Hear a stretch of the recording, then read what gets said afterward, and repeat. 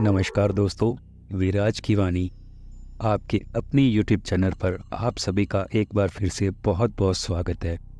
तो चलिए दोस्तों, बिना वक्त ज़ाया करते हुए बढ़ते हैं आज की डरावनी कहानी की ओर।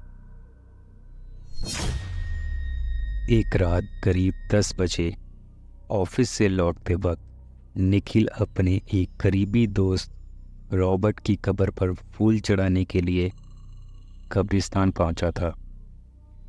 कब्रिस्तान के सामने अपनी कार पार्क करके उसने जैसे ही कब्रिस्तान पर एक नज़र डाली, रात के वक्त पूरी तरह सुनसान, चारों तरफ सिर्फ अंधकार ही अंधकार था। हल्की हल्की स्ट्रीट लाइट की रोशनी उस कब्रिस्तान पर पड़ रही थी। वहाँ इस कदर सन्नाटा था कि हवा के झोंके से पेड़ से गिरने वाले पत्तों की आवाज़ भी निखिल साफ सुन सकता था।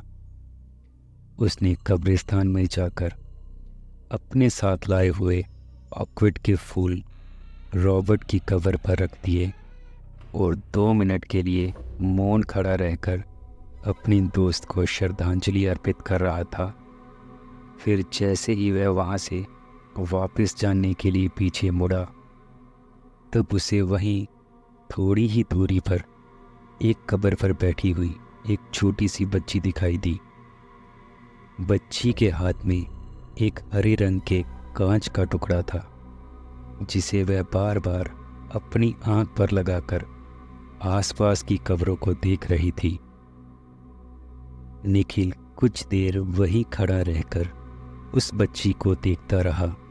वह इस इंतज़ार में था कि शायद उस बच्ची की पहचान का कोई यहाँ आएगा और उसे सही सलामत अपने घर साथ लेकर चला जाएगा, पर ऐसा नहीं हुआ।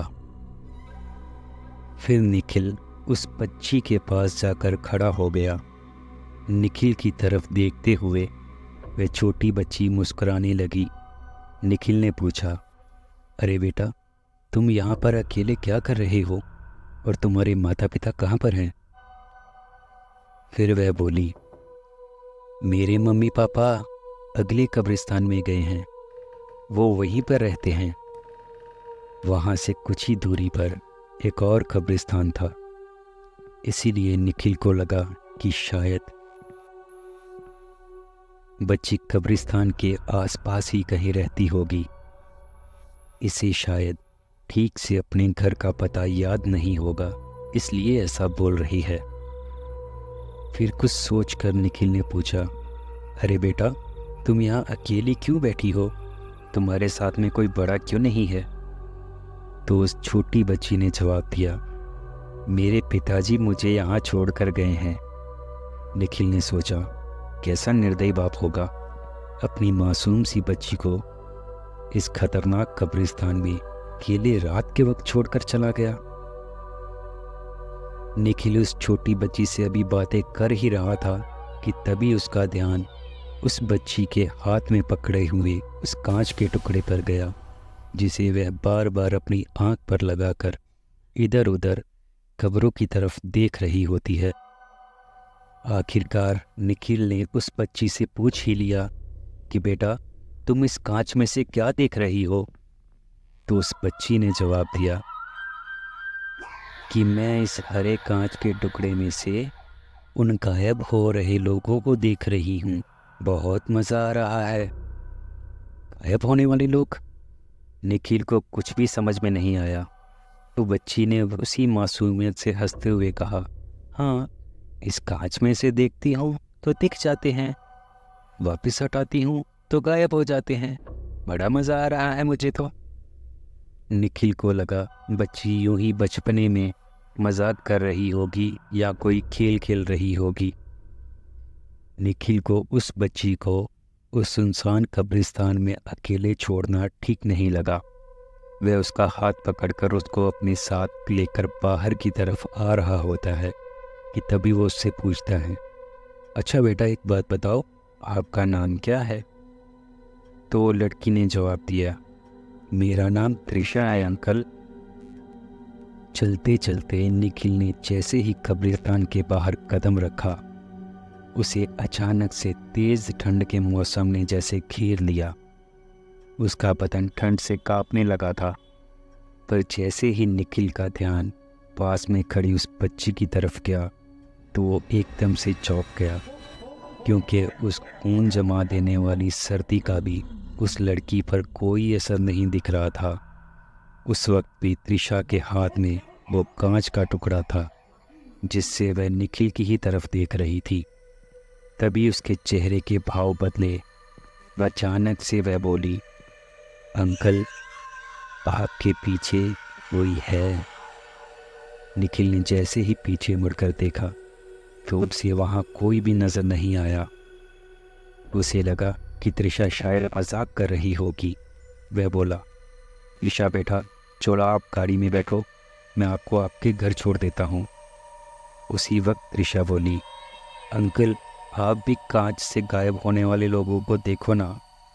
निखिल बोला, मैं बाद में देख लूँगा बेटा, तुम अभी गाड़ी में बैठो। पर बच्ची ने मानो जिद पकड़ ली थी कि आप अभी के अभी इस कांच में से देखो।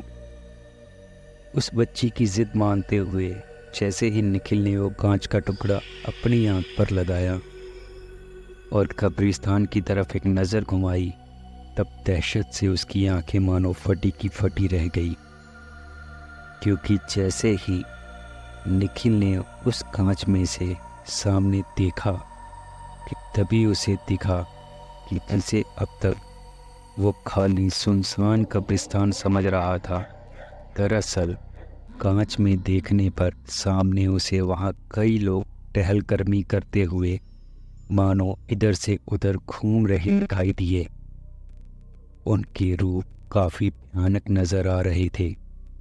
निखिल वो नज़ारा देख रहा था जिसे कोई भी आम इंसान अपनी खुली आंखों से नहीं देख पाता। निखिल को कब्रिस्तान के गेट पर 3 अधजले बदसूरत प्रेत दिखाई दिए, जो बहुत ही गुस्से में निखिल की ही तरफ घूर रहे थे। निखिल ने डर के मारे वो कांच का टुकड़ा ज़मीन पर फेंक दिया। वह जैसे ही वो गाड़ी में भागने के लिए पलटा कि तभी उसे वो छोटी बच्ची की जगह एक छोटा सा प्रेत नजर आया। वो प्रेत अपनी लाल लाल मोटी आंखों से निखिल को घूर रहा था और अपनी लाल टपका रहा था। यह सब कुछ ही सेकंड्स में देखा था निखिल ने कि वह कदर घबरा गया कि मैं अपने साथ ये किस बला को उठा लाया।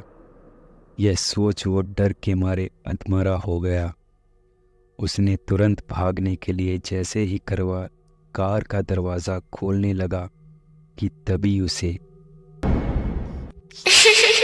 कुछ ऐसी खतरनाक शैतानी हंसी सुनाई दी कि अगले ही पल पूरे कब्रिस्तान में निखिल की एक दर्द भरी चीख गूंज गई, क्योंकि वो छोटा पिशाच निखिल की पीठ पर बैठा हुआ था और अपने नुकीले दांत उसने निखिल की गर्दन में 2 इंच अंदर घुसाए हुए थे और बड़े ही चाव से उसका खून चूसने लगा था कि तभी मानो निखिल के ऊपर जैसे भगवान की कृपा हुई। निखिल का मोबाइल बजा। निखिल ने अपने फ़ोन की रिंगटोन में हनुमान चालीसा सेट कर रखी थी। जैसे ही फ़ोन बजा कि तभी उस सुनसान अंधेरे में मोबाइल जगा और चारों तरफ हनुमान चालीसा का भजन गूंज उठा। वह सुनते ही मानो वो तीनों डरावने पिशाच एकदम से हवा में गायब हो गए और जैसे ही निखिल ने अपनी पीठ के पीछे ऊपर की तरफ देखा कि वो छोटा पिशाच जो उसकी गर्दन में दांत गड़ाए हुए था, एकाएक वो भी हवा में कहीं गायब हो गया। निखिल डरते घबराते हुए अपनी गाड़ी लेकर अपने घर की तरफ तेज़ रफ्तार में भागा। वो बस आते जाते पूरे रास्ते भगवान का नाम लिए जा रहा था। हनुमान चालीसा का पाठ करते करते जैसे ही वो अपने घर पहुंचा, निखिल की पत्नी निशा उसको यूं घबराया देखकर भौचक्की रह गई तब निखिल ने उसको बताया उसके साथ जो हादसा रास्ते में हुआ। वह सुन निखिल की पत्नी भी पूरी तरह से घबरा गई। वो बस इस वजह से भगवान का शुक्रिया अदा कर रहे थे कि आज निखिल की जान सिर्फ इस वजह से बची कि उसके फ़ोन में बजरंगबली का नाम चल रहा था। उसके बाद से ही निखिल और उसकी पत्नी का भूत प्रेतों में तो विश्वास पक्का हो गया, पर उससे भी कहीं ज़्यादा विश्वास उनका अपने इष्ट देव बजरंगबली और भगवान में हो गया। कहते हैं ना दोस्तों कि जब तक हमारे साथ कोई अनहोनी घटना नहीं बीतती, हम भी अदृश्य ताकतों को अक्सर मजाक में ही ले लेते हैं, या फिर यूँ कहे कि पूजा पाठ को भी मात्र एक रस्म समझकर ही कर देते हैं। पर दोस्तों, जब हमारे साथ कोई ऐसा खतरनाक हादसा होता है तो सच में यकीन हो जाता है कि भूत होते हैं।